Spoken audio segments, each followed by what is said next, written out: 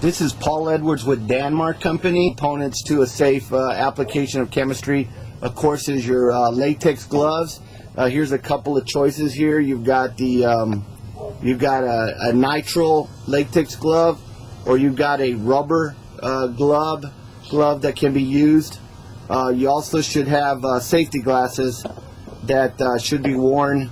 Here's an example of some safety glasses that should be worn anytime you're mixing chemistry or working around the dispenser.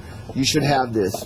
Now, the dispenser that we're using, this one here is made by Hydro System, and Hydro makes some great products. Them, along with Dima, Dosamatic, Dosatron, many companies make these dispensers and in different forms. They're all water driven. They all have methods of measuring your chemistry concentrations. This one here, as you can see, the water comes in on the inlet side, on the right side. You can also see that on this one here, that here's where the water hose is coming in with the fresh potable water, and you see that on the opposite side of that, there's a cap, so that water is directed directly through this dispenser and can be used to fill up the quart container or so forth. I'm going to go on and put on my safety glasses, put on my latex gloves, and we'll go into the explanation of the dispenser more thoroughly. Okay, now that I got my latex or my gloves on, my rubber gloves on, I'm going to go on and describe how this dispenser works for your benefit. Okay, so as I approach the dispenser, you will see that the dispenser itself, the cover does remove on it so that you can take a look at what's made up here. The water comes in here. The unit has a anti-siphon break right here on the side of this component. It comes down through a tubing within a tubing, and it would be used to fill up your quart-sized container. Here's your quart-sized container. What I would recommend is, go on and put a corrosive label on that. If you don't have any, give us a call. We'll get you some. The corrosive labels just basically instructing your employees that you got to take caution with it. At this concentration, there really isn't a corrosive labeling required, because it is diluted. But let's say that if you had raw materials in this container, raw keeper, or actually a more stronger than keeper. Keeper is not even corrosion. So keeper is not corrosion. Your acid is corrosion. So if you needed to put some acid in a container, you would want the acid to be properly marked corrosion. But when you combine these two chemistries and it's in its dilute form at a neutral pH, that doesn't meet the corrosion requirement. So the corrosion label on this was just for your benefit, to know that if you're keeping acid in here, straight acid, then you have to have a corrosive label if the acid itself is corrosive. You would take this and you would stick the dispenser into this quart container and fill with that, and that would allow you to fill that container up completely. Let me do that one more time. You might not have saw what I did there. I took this quart container here that has this corrosive label. Shouldn't have it on this NU solution, but you would have to use that on acid. You would stick the tubing completely into the quart container, and when you press this button, what's going to do is it's going to fill it up with the chemistry, okay? And as you can see, just by pushing that button, it filled it up here. Now, I want to caution you right now that you would never dispense chemistry with this cap off, okay? I just did that for demonstration purposes, for continuing education, but you would never do that under any circumstances unless you were, testing your equipment. If you're testing your equipment, you always test with water. You never test with raw chemicals. So you got to keep that in mind. Never, never, never test the function of your dispenser with raw materials. You always use water for testing your equipment, okay? I put the cap back on. It slips on usually, but there may be some catches here in the bottom that need to be adjusted. Pretty much that's it.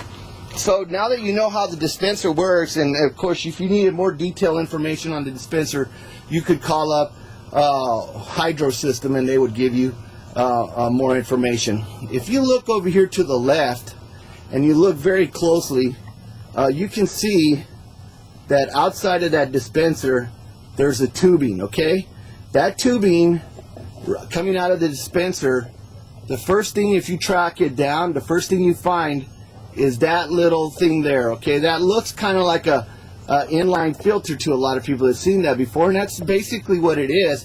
But in this case, it's being used as an activation chamber. So what's happening is chemistry is accumulating in there, and in a recirculation fashion or a movement fashion within that chamber there, it will go on and homogeneously mix activated acidified sodium chloride with itself. So it's there for the intention of remixing and reactivating the chemistry.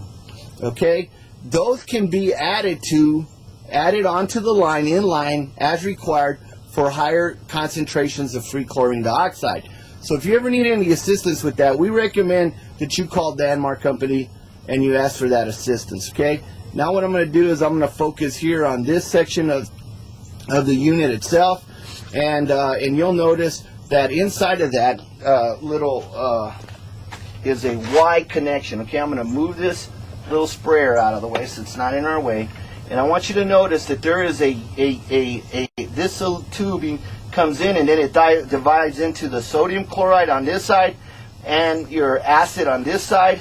If I was to take this off using my latex gloves, and if I was to look at that, you'll see it leaking a little bit. That's leaking through a little orifice tip, okay? And as you can see, that orifice tip is blue, okay? I'm going to put the tubing back in there so that it stops leaking. And now I'm going to do is I'm going to go to this one right here, and you can see it drains a lot faster, okay? The reason why that one was draining a lot faster is because there's no tip there, okay? Now, that tip there not being present allows that solution to run freely out of that line.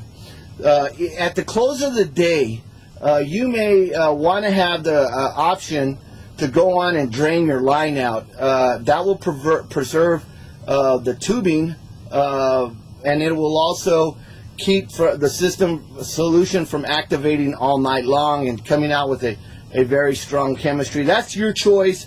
That's based on test results, and but that's an option too. You can drain at the very end of the day, just like I did. Just take the tip out of the acid, drain it out, and I'm talking about this line right here. This line right here, you can drain it out by disconnecting the tubing at the bottom end right here. You can drain out that chemistry, and as long as there's no acid and sodium chloride in that line right there, you don't have to worry yourself or concern yourself with activation because you've drained it out. The raw materials are staying separated. You will see that we also have included in these lines the acid and the sodium chloride line. In those lines, the acid and sodium chloride line, we included inline check valves. That's to prevent the sodium chloride from going in to your acid line and your acid line going into your sodium chloride. So each one of those lines have an inline check valve. You need that for safety. And then the last thing I'm going to do is I'm going to show you some components that are very important to have in the tubing outside of the inside the acid. Okay, we're going to pull it up pull away a little bit there just to kind of give you a little room there. You must have in the tubing going into your raw material, you must have a check valve, and the check valve should have a check valve, a ceramic weight, and foot filter. So this has a filter there in the back.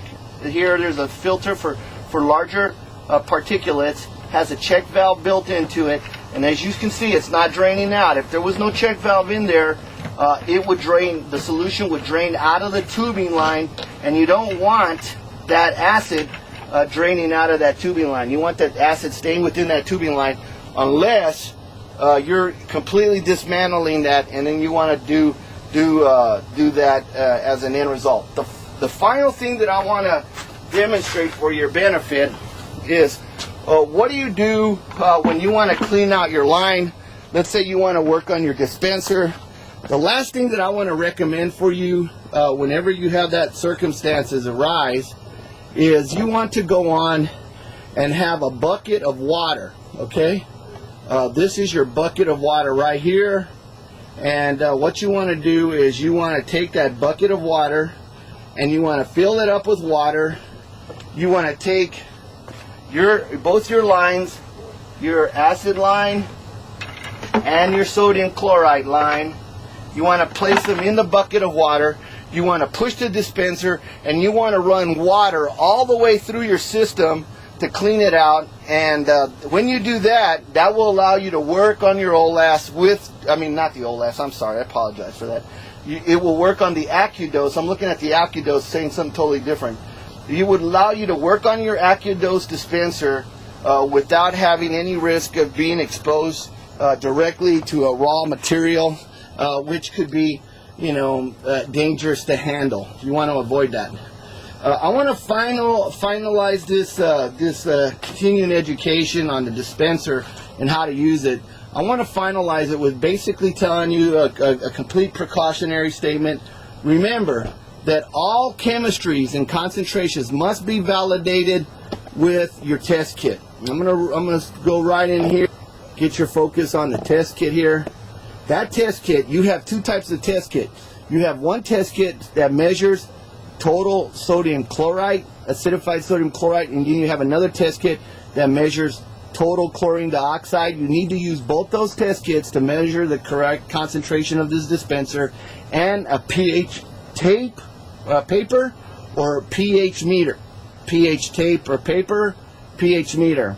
Always consult Danmark Company. Visit our website at www.danmarco.net or call us at 817-822-5767 with any questions you would have. Okay, remember, pH paper, chlorine dioxide test kit, total sodium chloride test kit. Make sure that your concentrations are correct. Test your concentrations daily and document daily your concentrations. Our recommendation is that you prior to operation startup, you test your chemistry, and then at the close of the day of your operation startup, you go on and test one more time. At a minimum, test twice a day that your concentrations are correct. I want to thank you for your time. Have a great moment.